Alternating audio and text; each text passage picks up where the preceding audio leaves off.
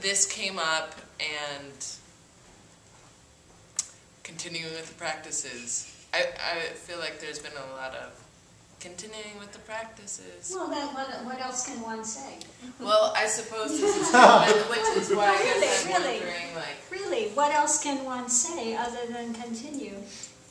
Oh, no, I'm not suggesting you are saying anything else. I feel like a lot of us have just been posting, yeah, we're doing the practices. But I'm wondering, and I have been doing that too. I haven't been sharing with you the exposure of emotion, or, and I'm wondering, as my guru, yes, do you want me to? Should I, or not should, but like, yeah, is that exposure for you beneficial for me?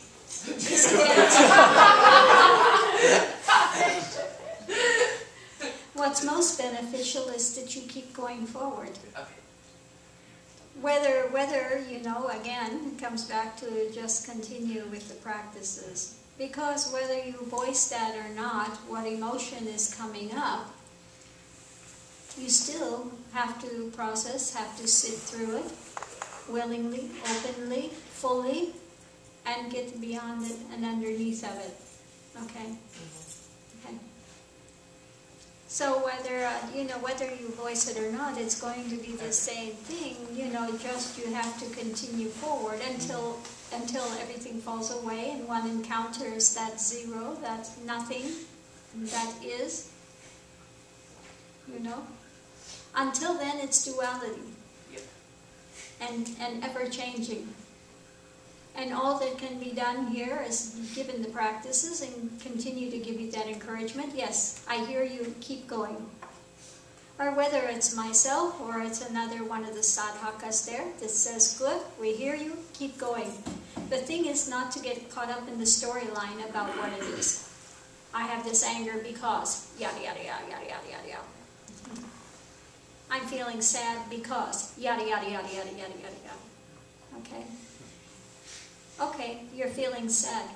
Continue to sit with that sadness. Now what is under that sadness? Fully feel it until it falls away into the emotion that's underlying that. And then you feel that one fully until you get to the emotion that's underlying that. I don't care if you start with hate, and then you find out underneath of that is jealousy, or you find out underneath of that is anger, and you feel underneath that is fear, and you feel underneath that is, you know, you keep going until eventually what you enter is that zero, that nothingness. Okay? That ultimate terror of maybe, I don't know what's next, that great unknowing. Maybe I'm going to cease to exist, but eventually that terror has to be gone beyond, and then one finds out what's there and has always been there. One always fears that destruction or zero, you know, that I'm nothing. One always has that underlying fear, you know, that I'm going to cease to exist. But one has to finally encounter it to find out what's prior, what has always been, what will always be, eternal, unchanging. Okay. So that last great fear has to be walked through, encountered fully to find out it's an illusion.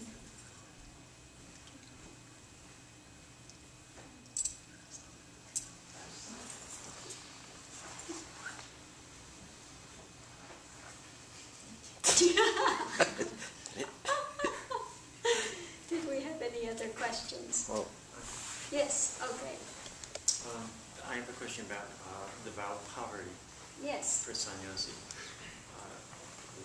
We go out and we work, and Yes. we earn a living, and my understanding is that's all well and good and fine. Absolutely. However, However.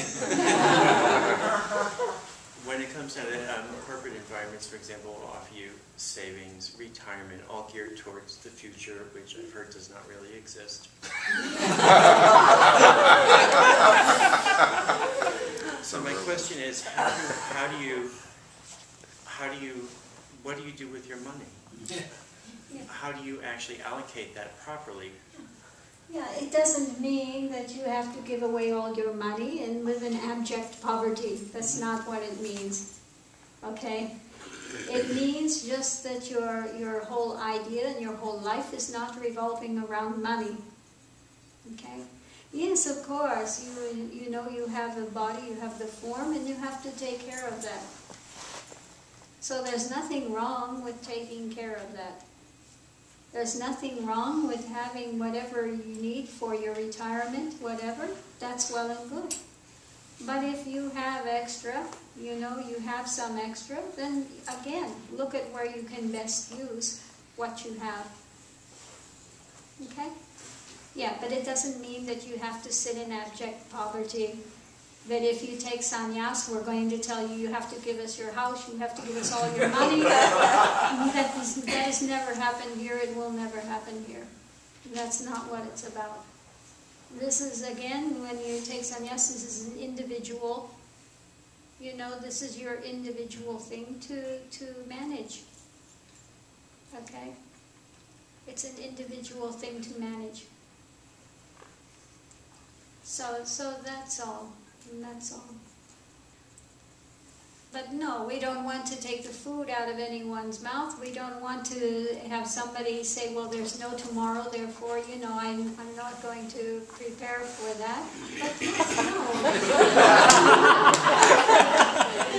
That's where I was getting. Yes, no. You're in this moment. It doesn't mean that the future doesn't exist. You just live fully in this moment. But yes, of course, you have a physical form.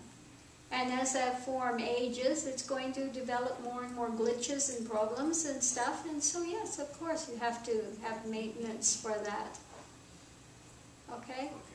Yeah. It just means, you know, you're not living for money. That's not your thing, you know. And yes, if you have and you have extra and you want to further the path, then you do that. But it doesn't mean to sit there and that put you out in the street. Of course not.